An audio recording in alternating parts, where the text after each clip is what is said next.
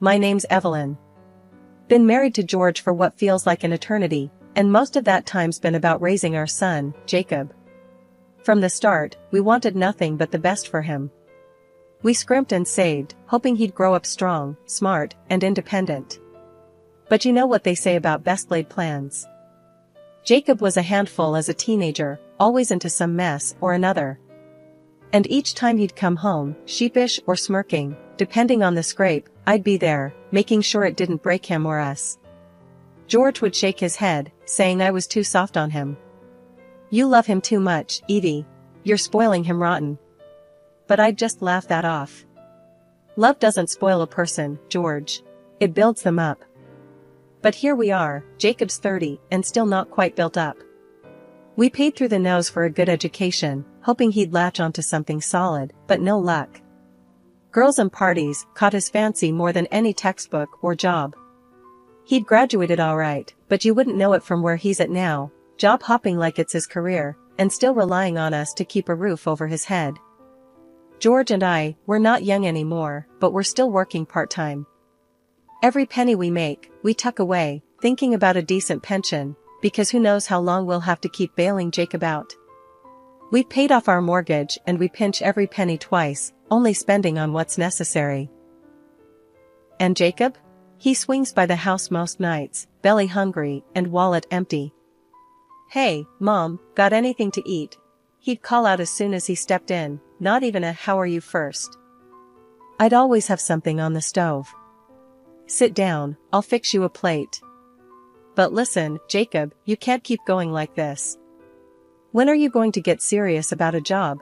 Settle down a bit? Jacob, he'd just shrug, shoveling food like he was filling holes in his life. Jobs are tough, Mom. Nothing sticks. Don't worry, something will come up.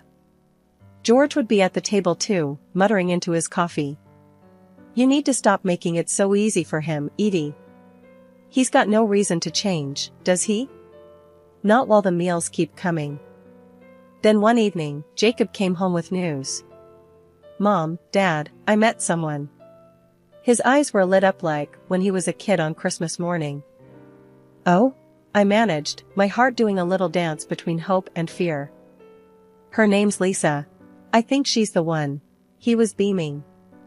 The day Jacob brought Lisa home to meet us, I had a gut feeling things were going to change, for better or worse. He had that look in his eyes, like he had finally figured something out. And there she was, smiling and pretty, trailing behind him like she was stepping into a whole new world. Mom, Dad, this is Lisa. Jacob introduced her with a wide grin, pushing his shoulders back like he was presenting a grand prize. Lisa reached out her hand, her grip firm and confident. It's so lovely to meet you both, she said. Her voice was smooth, almost rehearsed, but it was nice to hear someone speak so sweetly to us old folks. George, ever the watchdog, peered over his glasses at her. Hello, Lisa. Heard you're from around town. What do you do? I work at my family's store, she replied, not missing a beat. It keeps me busy, but I love the hustle. Well, that's good. Keeps you grounded, George said, trying to read between the lines. I nudged him softly, warning him with a look to keep it light. We sat down in the living room, me and George on the couch, Jacob and Lisa taking the armchairs opposite us. I wanted to keep things welcoming, but also get some real talk going. So, Lisa, I started, trying to sound casual. Jacob tells us you two met at the community center. How did that happen? Lisa laughed, a clear, ringing sound. Oh, it was at the annual charity ball. I was helping out at the ticket booth, and Jacob came up, all lost, asking for directions to the buffet. I showed him the way, and we just clicked. Jacob nodded, his face lighting up at the memory. Yeah, and I kept finding reasons to pass by the booth after that. I glanced at George, who was trying to suppress a smirk. Sounds like Jacob, he muttered under his breath. Dinner was ready, and we moved to the dining table. The chatter flowed easier there, with plates clinking and glasses being filled and refilled. Lisa seemed to ease into the conversation, talking about her dreams of maybe starting her own business someday. That's ambitious, George commented, passing the potatoes. Yeah, well, I figure you only get one shot at life, right? Might as well make it count, Lisa replied, serving herself. I liked that, her spirit. But part of me worried about what it meant for Jacob. He was never one to plan ahead, happy to drift where life took him. I looked at him, really looked, and he seemed genuinely happy. Maybe Lisa's drive would rub off on him. After dinner, while George and Jacob cleared the table, a miracle in itself, I pulled Lisa aside for a mother-to-heart. Listen, Lisa, I began, my voice low. Jacob's my only son, and I just want the best for him. He can be a bit of a handful, with his head in the clouds. Lisa nodded, her eyes softening. I know, Evelyn. He's told me a lot about how you've both supported him. Don't worry, I'm not here to take him away from that. I'm here to build with him, you know? Her words were reassuring, but still, I had to press a bit. And you think you're ready for all that comes with him? It's not always going to be easy. She squeezed my hand, her resolve clear. I'm not going anywhere, Evelyn. I'm in this for the long haul. It was what I needed to hear, but only time would tell. I hugged her, feeling a mix of relief and residual worry. Maybe, just maybe, this was the start of something good for my boy. A year later, Jacob and Lisa got married. It was a simple ceremony, nothing too extravagant, but filled with a lot of hope. They moved into a rented apartment not too far from us. George and I paid for their honeymoon, a little getaway to the coast, something to give them a good start. We also gave them a piece of land near us as a wedding gift. Lisa's parents, who seemed nice enough each time we'd met, agreed to pay for the construction of a house on that land for the young couple. As the months rolled on after the wedding, Lisa and Jacob's daily visits started feeling less like a family catch-up and more like a routine inspection. They'd drop by, always around meal times, and while I didn't mind feeding them, what's a mother for, if not to make sure her kids are fed? It started to wear on me and George. It wasn't just the eating, it was the taking. Bits and bobs from the pantry, leftovers packed up, before I could even offer. It was like our home had turned into their personal grocery store. One evening, they were at it again, rummaging through the fridge while George and I exchanged looks over the kitchen counter. I could tell George was getting fed up, his jaw set tight every time the fridge door swung open. Jacob, I finally said, a bit sharper than I'd intended. You two have got to start managing on your own a bit more. We can't keep your fridge stocked forever. Jacob, holding a Tupperware full of last night's roast, looked up, surprised. Oh, come on, Mom, it's not a big deal. We're just grabbing some bits and pieces. Saves us a stop at the store. Lisa chimed in, all smiles, like always. Yeah, Evelyn, we really appreciate it. It's just been so hectic with work and the house plans. We're stretched a bit thin. I sighed, leaning against the counter. I get it, it's tough starting out. But you've got to learn to stretch your wings. We did our bit, now it's your turn. George, ever the blunt one, dropped his bomb then. It's about respect, kids. You can't just come here and pick the place clean. What are we, a charity? Lisa's smile faltered, and Jacob's face turned a shade darker. We didn't mean anything by it, Jacob muttered, placing the Tupperware back with less gentleness than usual. That night, after they left, earlier than usual, I sat down with George, feeling a mix of guilt and relief. Did we do the right thing, George? Pushing back like that? George, who was no stranger to tough love, put his arm around me. Evie, if we don't set limits, who will? They've got to grow up sometime. Their visits stopped for a while after that conversation. It stung, sure, but maybe it was necessary. It was a quiet few months, the kind of quiet that makes you think too much. Then, one day, out of the blue, Jacob called. Mom, Lisa's pregnant. You're going to be a grandma. My heart leapt. Despite everything, this was joyous news. Oh, Jacob, that's wonderful. Congratulations. If you need anything at all, you know you can ask. True to my word, I found myself more involved than ever. Lisa needed help with cleaning their house and grocery shopping. I was more than happy to step in. "You're a lifesaver, Evelyn," Lisa would often say. "You really get it, unlike my own mom." Her words made me pause. "Lisa, maybe I should talk to your mom. Clear the air?" Lisa quickly shook her head. "No, please. That would just make things worse. Let's just leave it." When Sarah was born, my world lit up in ways I never expected. I was overjoyed and ready to spend every minute spoiling my granddaughter. But soon enough, Jacob and Lisa started leaning on me a bit too hard, turning my joy into a near full-time job. One day, not long after Sarah came home from the hospital, Jacob hit me with a question that caught me off guard. "Mom, can you watch Sarah while Lisa goes back to work? Or maybe help pay for a babysitter?" he asked, as if it was just a small favor. I was taken aback. "Why can't you two handle this on your own? You're both working, and yet somehow you're always needing help. And all those new things I see every time I come over, how do you manage to afford that stuff but not care for your own child?" Jacob didn't take that well. He shot back, "Look, if you can't help out, maybe you won't see Sarah as much. How would you like that?" His words stung. I couldn't believe he'd use Sarah as a bargaining chip. But I wasn't about to let my feelings jeopardize my relationship with my granddaughter. "Fine," I said, gritting my teeth. "I'll help. But we need to find a better long-term plan." That helping quickly turned into me watching Sarah almost every day.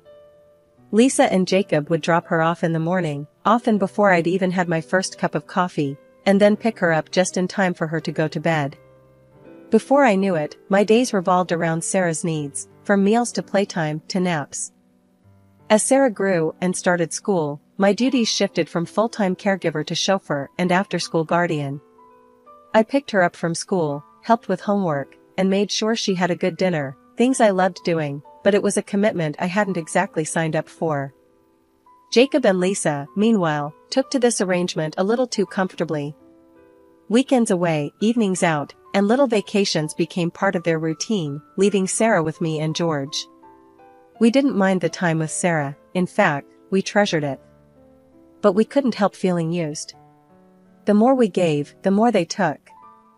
George and I started noticing more and more new gadgets and clothes coming into Jacob and Lisa's home. One evening, as I handed Sarah over to Jacob after another long day, I couldn't keep my frustration bottled up any longer. "Jacob, you and Lisa seem to be living it up quite well.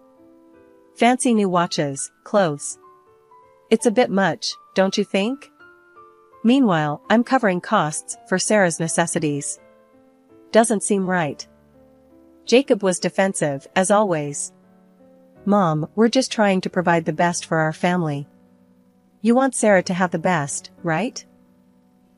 Providing the best doesn't mean leaving all the responsibilities to your parents," I snapped. "You need to start taking care of your own family. It's not fair to push it all onto us." He sighed, running his hand through his hair. "We really appreciate everything you do, Mom. We'll try to do better." But better never came. George and I bought clothes and toys for Sarah, paid for her school supplies, and essentially provided for her as if she were our own child again. We loved her fiercely, but we were also exhausted, emotionally and financially. It was past midnight when the phone by my bedside rang. I grabbed it, heart racing. It was Sarah, whispering, "Grandma, I'm scared. I'm all alone at home and I can't sleep." My mind raced as I shot out of bed. "Stay on the phone with me, sweetheart," I said, quickly throwing on some clothes. George was already up, grabbing the car keys. We drove over to Jacob and Lisa's house in a hurry. Pulling up, it was dark, too quiet. My hands shook with anger and fear as we approached the door. When we got inside, Sarah ran to me, nearly knocking me over with her hug. "They went to a party," she said, her voice muffled against my coat. I called Jacob, unable to keep the edge from my voice. "Where are you?" Sarah's been alone, and scared. Jacob's response was slurred, dismissive. "Mom, calm down. It's no big deal. We do this sometimes. She's fine." "Fine? It's not fine, Jacob. You left your daughter alone at night." I shot back, my voice rising. He hung up, leaving me fuming and George, pacing the living room. We decided to stay with Sarah until morning, not that we could have slept anyway. The next day, after ensuring Sarah was at school and safe, I made a decision. I couldn't let this go. I drove to the next city over to see Janet and her husband, Lisa's parents. They deserved to know what was happening under their noses. Sitting in their living room, I laid it all out. Janet, did you know Sarah was left alone last night? That Jacob and Lisa often leave her by herself? The color drained from Janet's face. What? No, we had no idea. We thought. I pressed on. And there's more. You've been sending money for private schooling and expenses, right? Well, Sarah's almost always at our house, and we've been the ones handling school fees and other costs. Janet and her husband exchanged a look of disbelief. We send them $50,000 a year for her schooling, Janet murmured, her voice tinged with shock and betrayal. They've been lying to you. They pocket the money, telling you it's for Sarah, while we provide for her. It's all been a sham, I said, my voice steady, despite the storm inside. The room was thick with tension as they processed the news. This is fraud, Evelyn. They're stealing from us, using Sarah as a pawn in their games, Janet's husband finally said, his voice hard. I nodded, resolute. We need to take action. For Sarah's sake and for our own. We can't let them continue like this. We agree, Janet said, her eyes meeting mine, a new resolve forming between us. We'll support you in whatever needs to be done. This ends now. I left their house with a heavy heart, the drive home filled with mixed emotions. Anger, betrayal, but also a grim satisfaction that we were finally going to hold Jacob and Lisa accountable. The very next morning, I made calls to both a lawyer and the local social services. The situation had gone too far. It wasn't just about money now, it was about Sarah's safety. The lawyer, a straight shooter named Bill, advised us on our options, and social services were equally concerned about the situation. They set up an immediate visit to Jacob and Lisa's house. George and I decided we needed to be there too, to face this head-on. When we arrived at Jacob's house, Lisa opened the door, her face twisted in anger. What are you doing, Evelyn? Bringing social workers here? They're asking why we leave Sarah alone. Her voice was sharp, accusing.